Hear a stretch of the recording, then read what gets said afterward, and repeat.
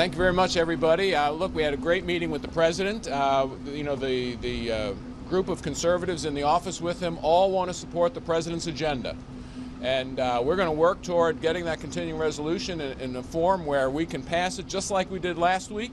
To all the people who said you could never pass that reconciliation bill with only Republican votes, wait until next week. We get another chance with the year-long CR. Jim? Had a great meeting with the president and some of our like-minded conservatives in the Freedom Caucus and out.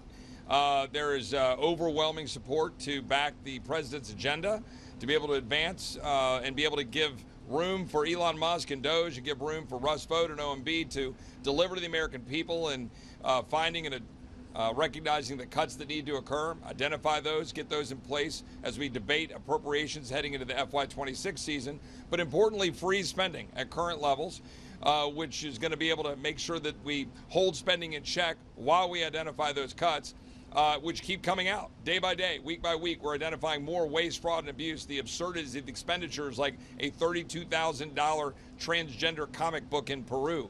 The American people are scratching their heads saying, what's going on? We'll identify that stuff, let Elon and Russ do their job, support what the president's agenda is to guarantee that we are able to reduce spending while making sure we can create the room for economic prosperity that we're doing in the reconciliation plan, as Andy Harris has referred to, getting cuts in place, making sure the tax policy is extended, and making sure we can deliver for the American people. So good meeting. We're ready to advance the ball next week and move this agenda forward. Just like my colleague said, we had a great meeting with the president, and the important thing is that the agenda that America voted for is not going to be slowed down. Our colleagues on the other side of the aisle are literally hoping and praying for a shutdown to stop the momentum of what the president's agenda is and what the America agenda is. We had a great conversation with the president about how we're going to keep the ball moving forward, like Chip says, make sure that we hold spending flat, keep identifying the waste, fraud, and abuse in government, and then tee up what's next, which is reconciliation. So, like the chairman said, we've been told before that we can't do it. We got the slimmest majority ever, and it is the people in the Freedom Caucus that are providing the margin which gets us to victory, and we're prepared to do it again. We're here to support President Trump's agenda, and the only reason that the American people still have hope in Washington, D.C. is because President Trump won in a landslide November 5th, and he was delivered a mandate by the American people. And so we are here to move this forward, to pass the CR, to give them the funding, as my colleagues in the Freedom Caucus have said, to advance his agenda. We are going to continue with the Doge cuts, and continue to identify that waste, fraud, and abuse, the theft of American tax dollars, and protect the interests of the American tax people.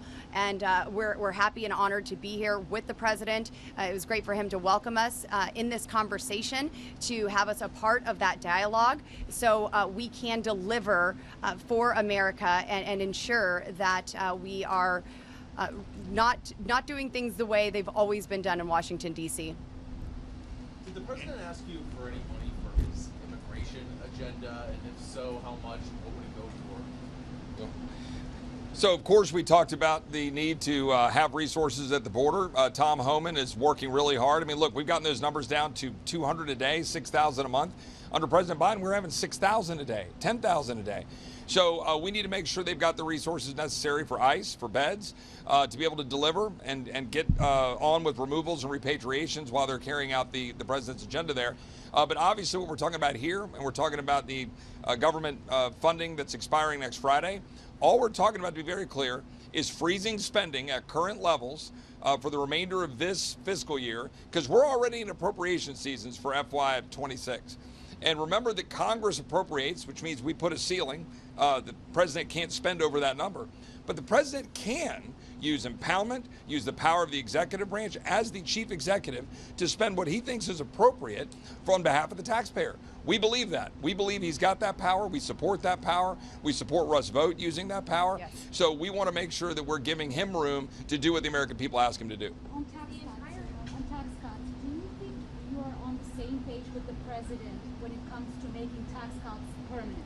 We are on the same page with making tax cuts permanent. We're also on the same page with the president of balancing the budget. Yes. And how do you think that both chambers are on the same page? Well, they're going to get on the same page. The Senate obviously has their product.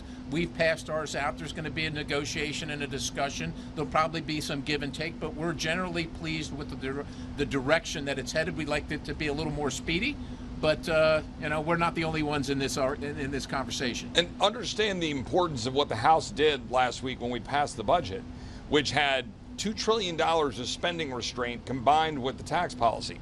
Obviously, we got to go align with the Senate. The President of the United States in the House chamber last night said that one of his key priorities is balancing the budget of the United States. To do that, we're going to have the Senate work with us, get those the spending restraint, and put that in combination with the tax policy necessary for the economic growth to also deliver. Remember, in our House budget, economic growth was a key part of that.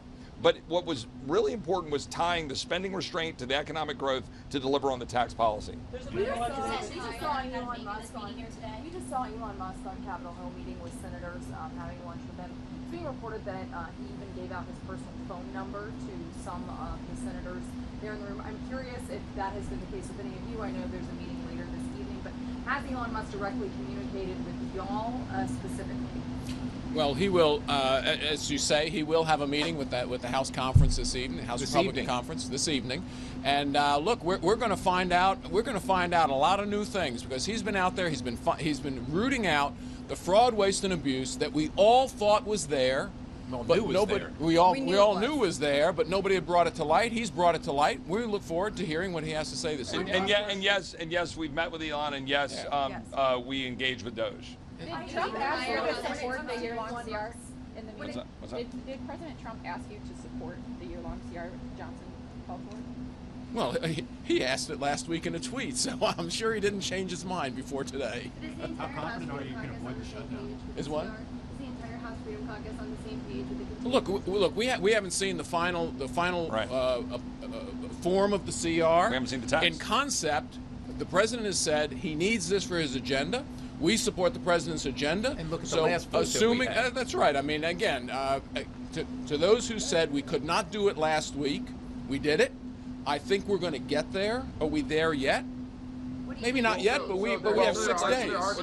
Now answer the question. The speaker has not yet released the text. So until we see the text and we see what we're talking about with respect to anomalies for defense and for veterans and for all of the things that matter, we got to read the bill. Shocking. I know that's shocking that we want to see 72 hours to read a bill, right? Thank you guys. Appreciate it. Thank you. They're going to censure Al Green. Do you object to him interrupting the president during the joint address?